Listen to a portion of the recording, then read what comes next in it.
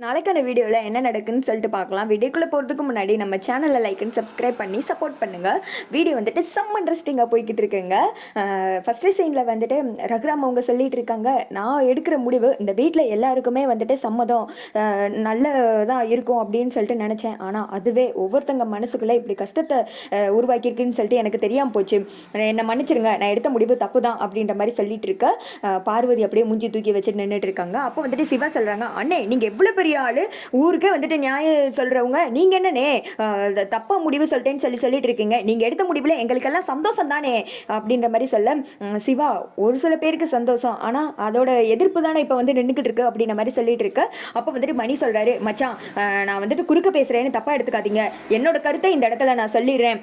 என் மகனை பற்றின முடிவு எடுக்கிறதுல உங்களுக்கு வந்துட்டு உரிமையே கிடையாது அப்படின்ற மாதிரி சொல்லிடுறேன். எல்லாருமே வந்துட்டு ஷாக் ஆகிடுறாங்க. அதுக்கடுத்து வந்துட்டு, அத்தை நீங்கள் வந்துட்டு சாருவா கல்யாணம் பண்ணிக்கணும்னு ஒரு முடிவு எடுத்தீங்களே, அதுக்கு உங்களுக்கு உரிமை கிடையாது அப்படின்ற மாதிரி சொல்ல, பசங்களுக்கு நல்லபடியாக கல்யாணம் பண்ணி வைக்கணும்னு நினைக்கிறது தப்பா மாப்பிள்ள அப்படின்ற மாதிரி சொல்லிக்கிட்டு இருக்க. நினைக்கிறது தப்பு கிடையாது, ஆனால் கட்டாயப்படுத்தி கல்யாணம் பண்ணி வைக்கணும்னு நினைக்கிறீங்க பார்த்தீங்களா, அதுதான் தப்பு அப்படின்ற மாதிரி சொல்லிட்டு இருக்கேன். என்னங்க பேசுறீங்க நீங்கள் அப்படின்ற மாதிரி வந்துட்டு அங்கிட்டு வந்துட்டு பத்மா சொல்கிறாங்க, பத்மா உன்னையும் தான் சொல்கிறேன், பிள்ளையை பெற்றுட்டோம் அப்படின்றதுக்காக அவனுக்கு நீ சொல்ற பொண்ணை தான் கட்டிக்கணும்னு சொல்லிட்டு நீ ரூல்ஸ் போடுற பத்தியா, அதுக்கு வந்துட்டு உனக்குமே உரிமை கிடையாது அப்படின்ற மாதிரி சொல்லிட்டு, ஏன் இவ்வளோ நேரம் என் மகனுக்காக நான் பேசிட்டு இருக்கேன் பார்த்தீங்களா, எனக்கே முதல்ல இந்த உரிமை கிடையாது. பிள்ளைய பெத்தோம் வளர்த்தோம், அவங்களுக்கு நம்ம சொல்றதான் படிக்கணும், நம்ம சொல்றதான் எல்லாம் பண்ணணும், நம்ம சொல்றவங்கள தான் கட்டிக்கணும் அப்படின்னு சொல்லிட்டு அவங்களுக்கு வந்துட்டு நம்ம கட்டாயப்படுத்தி எதனாலும் கொடுக்கவே கூடாது. நமக்கு பிறந்துட்டோன்றதுக்காக நம்மளோட ஆசையெல்லாம் அவங்க மேலே வந்துட்டு திணிக்க கூடாது அப்படின்ற மாதிரி சொல்லிட்டு இருக்க. நம்ம என்ன தப்பா நினைக்க போறோம், அவங்களுக்கு நல்ல வாழ்க்கை கொடுக்கணும் தான் நினைக்கிறோம் அப்படின்னு சொல்லிட்டு அவங்க அத்தை சொல்றாங்க, அதுக்காக பிடிக்காதது கல்யாணத்தை பண்ணி வச்சு என் மகன் வாழ்க்கை ஃபுல்லாக கஷ்டப்படணும்னு நினைக்கிறீங்களா? இந்த விஷயத்தில் முடிவெடுக்க வேண்டியது என் பையன் தான், அவன் தான் முடிவெடுக்கணும். சீனு இனிமேல் உன் வாழ்க்கை வந்துட்டு உன் கையில் தாண்டா இருக்கு, நீ சொல்லு உன் வாழ்க்கை வந்துட்டு யாரோட இருக்குன்னு நீ சொல்லு அப்படின்ற மாதிரி சொல்ல, சீனு வந்துட்டு அப்படியே மாயாவே பார்த்துட்டு இருக்காங்க. சீனு வந்துட்டு என்ன சொல்ல போகிறா அப்படின்னு சொல்லிட்டு எல்லாரும் பார்த்துட்டு இருக்க, நான் கல்யாணம்னு ஒன்று பண்ணிக்கிட்டா அது கண்டிப்பாக மாயாவை மட்டும்தான் பண்ணிக்கிடுவேன், என் வாழ்க்கையில் மாயாவுக்கு மட்டும்தான் இடம், இன்னும் எத்தனை ஜென்மம் எடுத்தாலும் மாயா தான் வந்துட்டு என்னோடய ஒய்ஃபு, மாயாவை தவிர எனக்கு லைஃப்பில் வேறு எதுவுமே கிடையாது, அப்படி இல்லாட்டி எனக்கு வந்துட்டு கல்யாணம் வாழ்கிறதே வந்துட்டு வேஸ்ட்டு, நான் அப்படி சப்போஸ் சாருவை வந்துட்டு கல்யாணம் பண்ணிக்கிட்டேன்னா ஏதோ கடமைக்கு இருந்தால் என்னால் வாழ முடியும், சந்தோஷமாக வந்துட்டு வாழ முடியாது அப்படின்ற மாதிரி சொல்லிடுற சாரு வந்துட்டு அழுக ஆரம்பிச்சிடுறாங்க. பார்த்தீங்களா இவனோட முடிவு இதுதான், அதனால் கட்டாயப்படுத்தி ஒரு வாழ்க்கையை வந்துட்டு சந்தோஷமாக வாழ வைக்க முடியாது அப்படின்ற மாதிரி சொல்லிடுற.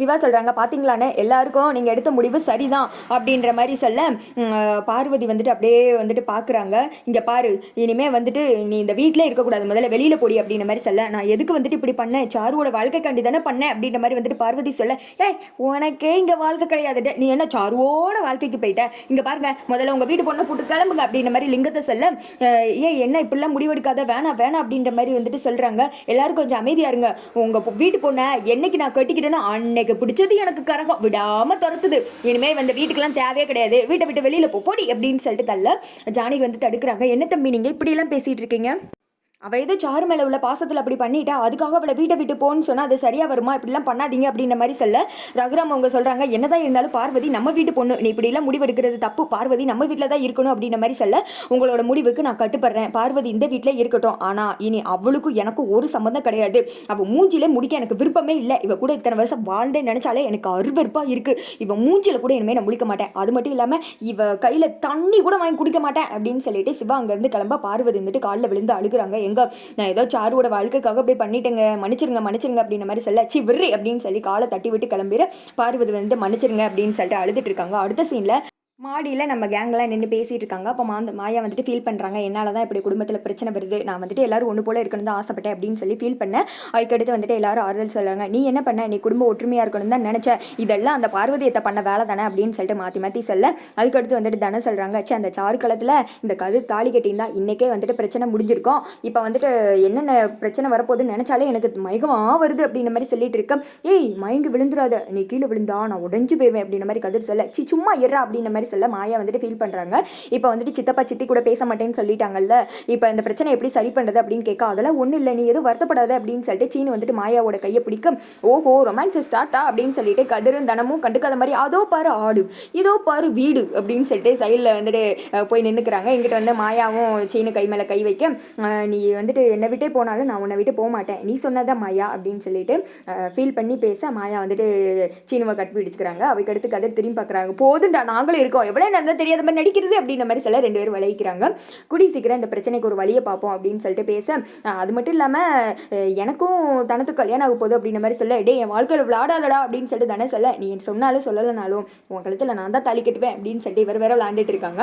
அடுத்த சைடு வந்துட்டு ரகுராம் அவங்கள தான் காமிச்சிட்டு இருக்காங்க. சோகமாக உட்காந்துட்டு இருக்கு. அந்த இடத்துக்கு ஜானகி பால் கொண்டு வராங்க. இந்தாங்க அப்படின்னு சொல்லி கொடுக்க, எனக்கு வேணாம் அப்படின்ற மாதிரி சொல்லிடுறாங்க. என்னங்க நடந்ததே யோசிச்சுட்டு இருக்கீங்களா அப்படின்ற மாதிரி சொல்ல, நான் எடுக்கிற முடிவு குடும்பத்தில் எல்லாருக்கும் சரியாக இருக்கும் தான் நினச்சேன், ஆனால் இப்போ பிரச்சனை வரும் நான் நினைக்கல அப்படின்ற மாதிரி சொல்ல, நீங்கள் சரியாக தங்க முடிவெடுத்திருக்கீங்க.